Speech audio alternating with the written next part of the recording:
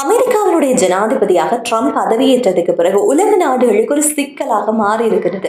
அவர் செய்கின்ற சின்ன சின்ன விடயங்கள் கூட பெரிய அளவில் உலக நாடுகளுக்கு தாக்கத்தை ஏற்படுத்துகின்றது. அந்த வகையில அமெரிக்காவுக்கு போய் வசிக்கணும்னு ஆசைப்படுற சர்வதேச மாணவர்களுக்கு, கல்வி பயிலணும் என்று ஆசைப்படுற சர்வதேச மாணவர்களுக்கு ஒரு தலையீடு தான் அங்கு கொண்டு வந்திருக்கின்ற புதிய சட்ட நடவடிக்கைகள். அதுவும் இந்திய மாணவர்களுக்கு இது மிகப்பெரிய பாதிப்பை ஏற்படுத்தும் என்று நம்பப்படுகிறது. கொண்டு வந்திருக்கின்ற ட்ரம்ப் ஆட்சிக்கு வந்ததுக்கு பிறகு ட்ரம்பினுடைய அரசாங்கம் குடிவரவு சார்ந்திருக்கின்ற விடயங்களை இறுக்கமாக்கி இருக்கிறது. அந்த இறுக்கமாக்கிய விடயங்கள்ல சர்வதேச மாணவர்கள் அங்கு போய் கல்வி கற்றாலோ இல்லாவிட்டால் இனி அங்கு போய் படிக்கொண்டு ஆசைப்படுகின்ற மாணவர்களுக்கு மிகப்பெரிய நிபந்தனைகளும் கட்டுப்பாடுகளும் கொண்டு வந்திருக்கிறது. இதுல முக்கியமாக இந்தியாவில் இருக்கின்ற அமெரிக்காவுக்கான தூதரகம் அவருடைய எக்ஸ் கணக்குல ஒரு பதிவொன்றை எழுதுகின்றார்கள். அந்த பதிவுல குறிப்பிட்டிருக்க விஷயம், மாணவர் விசா என்பது உங்களுக்கான சலுகையை தவிர உங்களுக்கான உரிமை கிடையாது என்று ஒரு பதிவு. இந்த பதிவின் கீழ் விளங்க வருகின்ற விஷயம், அமெரிக்காவில் நீ போய் படிக்கிறதுக்கான உங்களுக்கு வழங்கப்படுவது வெறும் சலுகையை தவிர உங்களுக்கு அமெரிக்காவில் போய் வாழ்றதுக்கான உரிமை கிடையாது அப்படின்ற விஷயத்தை தெளிவாக்குகிறது. இது பல சந்தர்ப்பத்தில் அமெரிக்கா சார்ந்திருக்கிற அதிகாரிகளும் சரி ஜனாதிபதியும் பல இடங்கள்ல சுட்டி காட்டியிருக்கிறாங்க. இது எந்த அளவுக்கு பாதிக்க போகிறது அப்படின்னா, கல்வி கற்கின்றதுக்காக நீங்க அமெரிக்காவுக்கு போகின்றிருக்கிறாங்க இருந்தால் விசா உங்களுக்கு கிடைத்தாலும் சரி, உங்களுடைய விசாவை வச்சு கூட நீங்க ஏதாவது ஒரு சின்ன தவறு செய்தாலும் அமெரிக்காவுக்குள்ள போனதுக்கு பிறகு நீங்க செய்யற ஒரு சிறிய தவறு கூட உங்களுக்கான மாணவ விசா இல்லாமல் போறதுக்கான வாய்ப்பை உருவாக்கி கொடுக்கும்.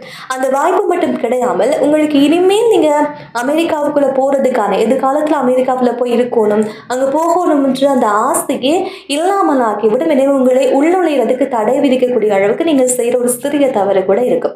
அது எந்த விதத்துக்கு ஆய்வு செய்யப்படுகிறது என்றால், உங்களுடைய சமூக ஊடக கணக்குகள் யார் விண்ணப்பிக்கிறார்களோ அவர்களுடைய சமூக ஊடக கணக்குகள் கூட ஆய்வு செய்யப்பட்டு அவர்களுடைய தனி நபர் சார்ந்திருக்கின்ற விவரங்கள் திரட்டப்படும். அந்த விஷயங்களையும் இப்போது அமெரிக்கா இறங்கி இருக்கிறது என்பது எந்த அளவுக்கு மாணவர்களை கட்டுப்படுத்துவதற்கான நடவடிக்கையாக இது பார்க்கப்படுகிறது. எனவே அங்கு போய் வசிக்கணும் படிக்கணும்னு ஆசைப்படுபவர்கள் ஒரு சிறிய தவறை கூட ஒரு இடத்துல விடக்கூடாது அப்படின்றதுல அமெரிக்கா மும்முரமாக இருக்கிறது. இது மட்டும் இல்லாமல் சில நிபந்தனைகளையும் கட்டுப்பாடுகளையும் கொண்டு வந்திருக்கிறார்கள். 2025ஆம் ஆண்டு ஜூலை மாதத்தில் கைச்சாத்திடப்பட்ட ஒன் பிக் பியூட்டிஃபுல் பில் என்று சொல்லப்படுகின்ற சட்டத்திற்கு நிறைய கட்டுப்பாடுகள் அமுல்படுத்தப்பட்டிருக்கிறது. அதுல கூடுதல் கட்டணங்கள் என்பது அறவிடப்படுகின்றது. இந்த விசா இன்டகிரேட் ஃபீஸ் எல்லாம் அதிகரிக்கப்பட்டிருக்கிறது. அது மட்டும் இல்லாமல் கண்காணிப்பு சார்ந்திருக்கிற விஷயங்கள், ஆரம்பத்தில் சொன்னது போல இந்த சமூக ஊடக கணக்குகள் என்பது முக்கியமாக கண்காணிக்கப்படும். அதில் நீங்க எழுதக்கூடிய பதிவுகள், போடக்கூடிய பதிவுகள், இது எல்லாமே கண்காணிக்கப்பட்டு தான் உங்களுக்கான விசா வழங்கப்படும் என்ற அளவுக்கு அவர்களுடைய கட்டுப்பாடு கொண்டு வரப்பட்டிருக்கிறது. அது மட்டும் இல்லாமல் நீங்க அங்க போய் படிக்க ஆசைப்படுறீங்களா இருந்தா எந்த காலப்பகுதிக்கு நீங்க போறீங்க, எவ்வளவு காலம் அங்க தங்கியிருப்பீர்கள், அந்த காலப்பகுதியில உங்களுடைய விசா சார்ந்திருக்கின்ற விதிமுறைகளை நீங்க கடைபிடிக்கிறீங்களா இல்லையா என்ற அளவுக்கு பார்க்கப்படும். அது மட்டும் இல்லாமல் நீங்க அங்க ஸ்டூடெண்ட் விசாவில் நீங்க போறீங்களாக இருந்தால் அதுக்கேற்ற விதிமுறைகளை நீங்கள் கையாள வேண்டும் என்ற ஒரு நடைமுறை. அதுல முக்கியமாக இது யாரை குறிவைத்து நடைபெறுகிறது அப்படின்னு சொல்றாங்களா, இந்திய மாணவர்கள். ஏனென்றால் அமெரிக்காவில் போய் கல்வி கற்கின்ற பெரும்பாலான சர்வதேச மாணவர்கள கணிசமான தொகை இந்திய மாணவர்கள். எனவே இந்திய மாணவர்கள் அங்க போய் பயில்வதை கட்டுப்படுத்துறதுக்கு கூட இந்த நடவடிக்கை எடுக்கப்படலாம் என்று நம்பப்படுகிறது. அதுல முக்கியமாக நீங்க அங்க போய் வேலை செய்ய போறீங்க, படிக்க போறீங்க அப்படின்னு சொல்லி ஆசைப்பட்டா பகுதி நேர வேலையை சார்ந்திருக்கின்ற விதிமுறைகளை நீங்க மீறாம இருக்கணும். அதே நேரம் நீங்க கல்வி செயற்பாடுகளுக்காக அங்க போயிருக்கின்ற நேரம் நீங்க பல்கலைக்கழகத்துக்கு போறதுக்கான அந்த அட்டெண்டன்ஸ் சார்ந்திருக்கிற விஷயங்கள் சரியான முறையில நீங்க பூர்த்தி சொல்ல வேண்டும்.